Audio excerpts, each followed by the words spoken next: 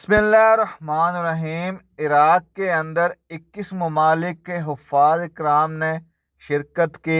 हुस्न क़िरत का मुकाबला हुआ और इस हुस्न क़िरत का जो मुकाबला जिसने विन किया वो हमारा काबिल एहतराम काबिल फ़ख्र हाफ़िज़ मोहम्मद अबू बकर जो कि मनसेरा पाकिस्तान से ताल्लुक़ रखता है, उसने जो है हमारा सर फ़ख्र से बुलंद कर दिया।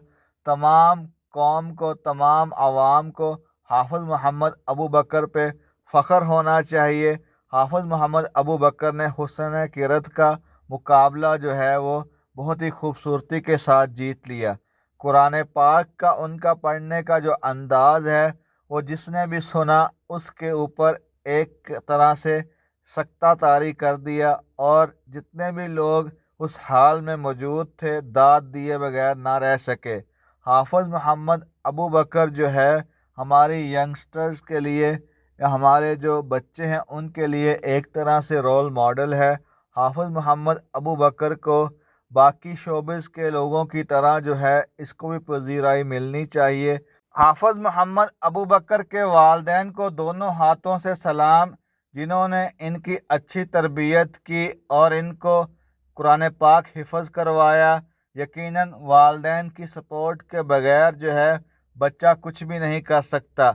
आजकल के जो वालिदैन हैं उनके अंदर पैसे की हिरस इस कदर ज़्यादा हो गई है कि ज़ुबान ज़द आम है कि मुझे अपने बच्चे को डॉक्टर इंजीनियर बनाना है, अच्छा बिजनेसमैन बनाना है, या फिर आप ये भी सुनेंगे कि अच्छे सरकारी महकमे में मुझे अपने बच्चे को लगवाना है ताकि मोटा माल कमाए। मोटे माल से मतलब यह है कि रिश्वत का माल भी कमाए, हराम भी कमाए, हलाल भी कमाए, इससे कोई सरोकार नहीं।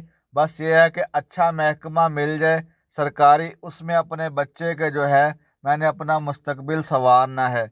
जबकि जो वालिदैन अपने बच्चों को कारी हाफ़िज़ बना रहे हैं वो अपनी दुनिया भी संवार रहे हैं और आखिरत भी संवार रहे हैं। और ऐसे ही वालिदैन से मुतल्लिक नबी पाक सल्लल्लाहु अलैहि वसल्लम की हदीस मुबारक है कि कल क़यामत वाले दिन हुफ़्फ़ाज़ इकराम के वालिदैन को जो ताज पहनाए जाएंगे, उनके सरों के ऊपर जो ताज रखे जाएंगे, उनकी जो रोशनी है वो सूरज से भी कहीं ज़्यादा होगी।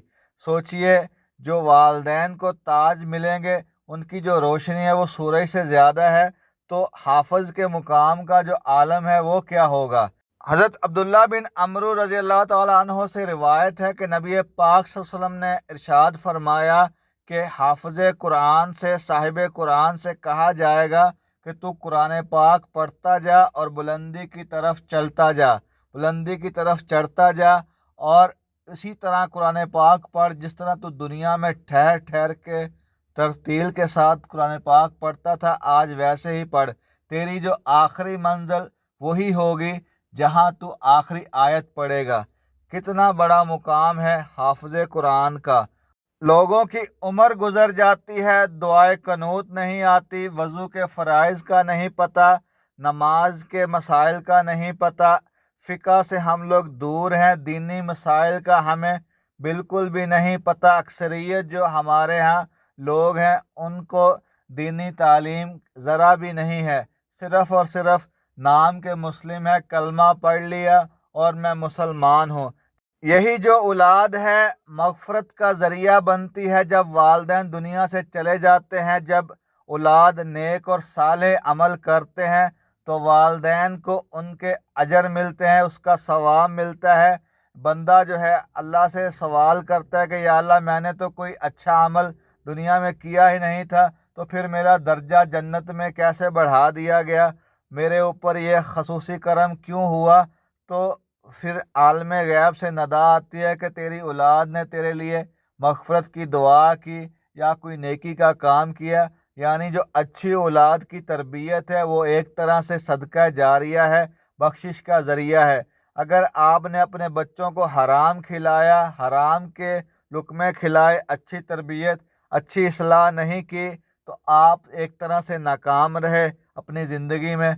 खुदारा अपने बच्चों को दीनी तालीम भी दिलवाएं, हाफ़िज़ मोहम्मद अबू बकर की तरह इनके वालिदैन से सीखें, इनके वालिदैन की तरह अपने बच्चों को भी हुफ़्फ़ाज़ बनाएं, हाफ़िज़ कुरान